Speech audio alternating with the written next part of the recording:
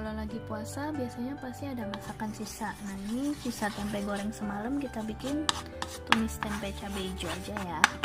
Tumis bawang putih, bawang merah. Kita tambahkan 1 sendok makan sambal balado juga yang dari kemarin kita masak.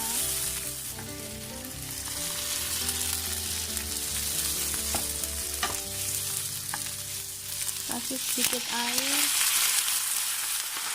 kasih saus tiram,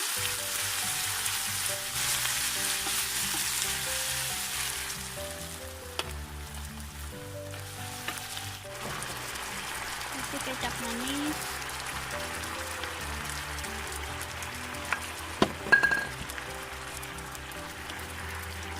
terakhir masukkan cabai hijaunya. Udah jadi. Lumayan kan, jadi menu baru lagi.